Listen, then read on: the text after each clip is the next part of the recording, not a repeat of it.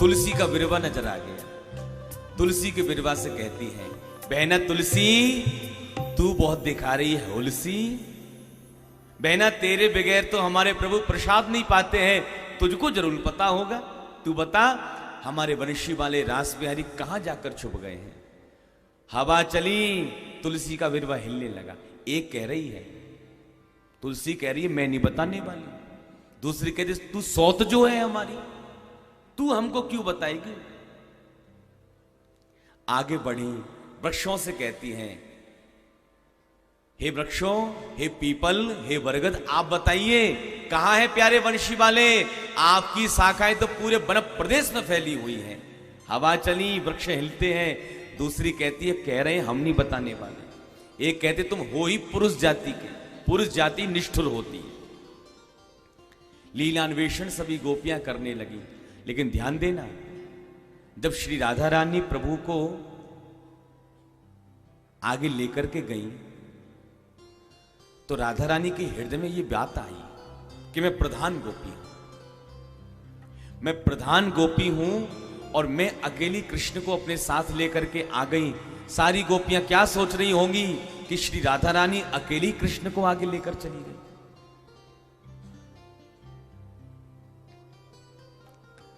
तो श्री राधा रानी कहती है प्यारे पैरों में बड़ा दर्द हो रहा है, आगे ले चलना हो तो कंधे पर बिठाइए। तो प्रभु ने कहते ठीक है आ जाओ कंधे पर बैठो। और जैसी कंधा नीचे किया भगवान अंतर्हित हो गए। अब इस लीला में एक भाव और है।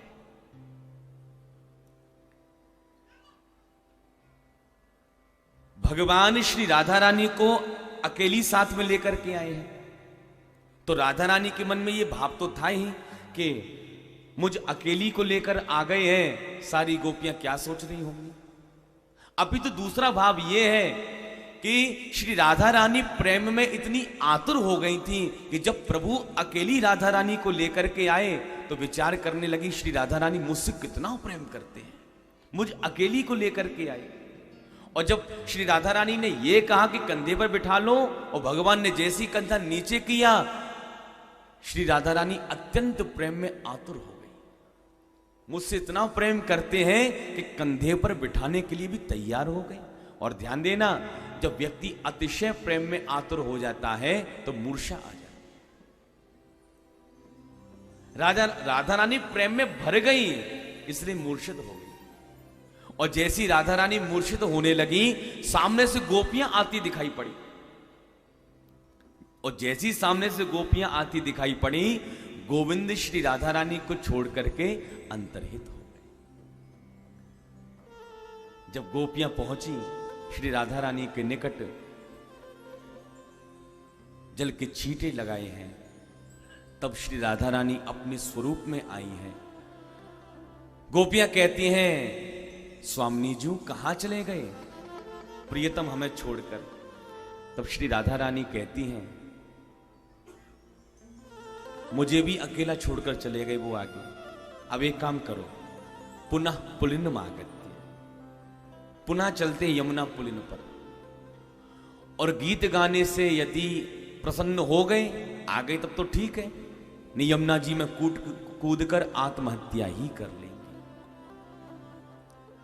हा नाथ रमण प्रेष्ठ क्वासी क्वासी महाभुज, दास्यास्ते कृपणाया में सखे दर्शय सन्निधि। सभी गोपियां आई हैं यमुना पुलिन पर और गीत गाती हैं। इसी गीत को गोपी गीत कहते हैं, जो भागवत का प्राण माना जाता है। 19 श्लोकों में यह सुंदर गोपी गीत है। गोपियां गोपी गीत में बड़ा सुंदर भाव देती हैं। जयति तेदिकम जन्म नाम प्रजा। हे प्यारे प्रभु, तब जन्म नाम प्रजा वैकुंठात् अधिकम जयति। हे रास बिहारी सरकार, जब से आपका आगमन जन्म श्रीधाम वृंदावन में हुआ है, तब से कोई बैकुंठ जाना तो चाहता ही नहीं। क्यों? क्योंकि वैकुंठ बिहारी भगवान बड़े दुर्लभ है और ब्रज बिहारी सरकार बड़े ही सुलभ है। हे प्यारे, जब से आप ब्रज में पधारे हो, इंद्रा अत्र सत्स्पर्श रहते। देवी लक्ष्मी जो चंचला है, चपला है, प्यारे इस ब्रज में अचला बनकर निवास कर रही है। और क्षमा करना प्रभु, बड़े बड़े दैत्यों से, दुष्टों से आपने इसी दिन के लिए बचाया था कि आप अपनी विरहा शव में हमें मार सको। प्यारे प्रभु, आपकी इस निष्ठुरता को देखते हुए हमें ऐसा लगता है आप यशोदा के बेटा तो हो ही नहीं सकते। यशोदा मैया कितनी सीधी सादी, भोली भाली, आप तो बड़े निष्ठुर हो। न खैलु गोपिका नंदनो भगवान।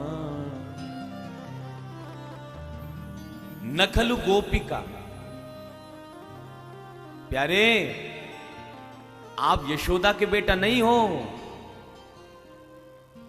नंदनो भवान, नंद बाबा के बेटा नहीं हो तो कौन हो? अखिल देहिना, सारे देहधारियों के अंदर निवास करने वाले प्रभु हो। हम आपको पहचान गए। अच्छा, नंदनो भवान ये जो शब्द है, इसकी व्याख्या पूज्य श्री ब्रह्मलीन स्वामी अखंडानंद जी महाराज करते हैं।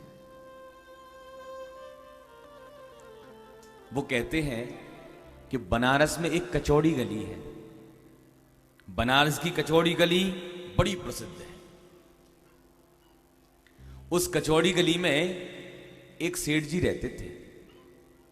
उनका नाम था सेठ नंदन। एक पंडित जी महाराज उनके घर में पूजा करने के लिए जाते थे नित्य। कई वर्ष हो गए। एक बार पंडित जी की बिटिया की शादी आई तो पंडित जी सेठ जी से कहते हैं, सेठ जी इतने दिन हो गए आपके घर में सेवा करते करते ठाकुर जी की, अब बिटिया की शादी नजदीक आ गई है, थोड़ा सा सहयोग आपकी तरफ से मिल जाता, आनंद आ जाता। सेठ जी ने मना नहीं किया। हाँ पंडित जी आप कल आइए, मैं कल कुछ विचार करता। अब कल पंडित जी फिर से पहुंच गए। वो सेठ जी मैंने आपसे कहा था वो बच्ची की शादी है। और पंडित जी बड़ा बिजी शेड्यूल है, समय नहीं निकाल पाया सोचने के लिए। अच्छा आप कल आइए। ठीक है, कल फिर पहुंचे पंडित जी। सेठ जी, पंडित जी कल आइए। कल कल करते करते 15 दिन हो गए। अब ना तो मना करें सेठ जी, बस कल पर बात छोड़ दें। फिर से पहुंचे पंडित जी। सेठ जी मैंने आपसे कहा था बच्चे की शादी के लिए, और पंडित जी आप कल आइए। पंडित जी कहते हैं, सेठ जी क्षमा करना, जब आपका नाम ही नंदन है आप दोगे कहां से? क्या मतलब? अब चूंकि काशी के विद्वान तो नंदन शब्द की व्याख्या करते हैं। सेठ जी आदौ नकारः परतो नकारः मध्ये दकारेण हथो नकारः इत्थम नकारः त्रय संयुतस्य। अरे कादान शक्ति खलु नंदनस्य। सेठ जी आपके नाम के पीछे भी ना, नाम के आगे भी ना, बेचारा एक दान का दकार बीच में था भी उस पर भी चढ़ बैठा ना। जिस नाम में 3-3 नकार बैठे हो, बेचारा एक दान का दकार कितना बल जुटा पाएगा देने के लिए? का दान शक्ति खलु नंदनस्य। अरे खलु नंदन तू मुझको क्या देगा? गोपियां कहती हैं, प्यारे जमीन जायदाद रुपया पैसा कोठी बंगला कुछ नहीं चाह रही, मात्र आपकी रूप छटा का दर्शन प्राप्त करना चाहती है प्यारे, और हमें कुछ नहीं चाहिए। गोपियां कहती हैं, मरना चाहे तो मर नहीं सकती, क्योंकि हमने अमृत पान कर लिया है। कौन सा अमृत? कथामृत। और प्यारे आपका कथामृत कैसा है? तप्त जीवनम, तपे हुए प्राणियों को जीवन दान देने वाला है। कवि भिरीडितम, बड़े बड़े कवियों ने, मनीषियों ने आपके कथामृत की खूब महिमा गाई है। कल्मषापहम, सुनते ही सारे कलमश समाप्त हो जाते हैं। श्रवण मंगलम, सुनते ही जीव का मंगल हो जाता है। गोपियां गोपी गीत में कहती है, प्यारे कोई अन्नदान करता है, कोई वस्त्रदान करता है, कोई भूमि दान करता है, सबसे बड़ा दानी तो वो है प्रभु जो आपके कथा रूपी अमृत का दान कर रहा हो। उससे बड़ा दानी कोई नहीं हो सकता।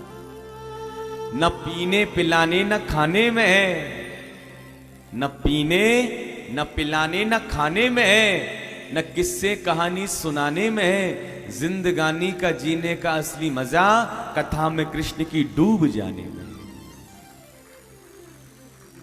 जो कृष्ण कथा में डूबता है वही जीवन का सच्चा आनंद प्राप्त कर लेता है। गोपियां कहती है, प्यारे बस एक बार आ जाओ, यदि आप आ गए फिर नहीं जाने देंगे।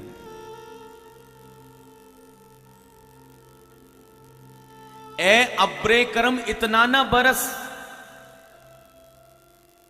ए अब्रे करम इतना ना बरस, अरे इतना ना बरस कि वो आ ना सके। अब्रे करम कहते हैं मेघों को, बादलों को।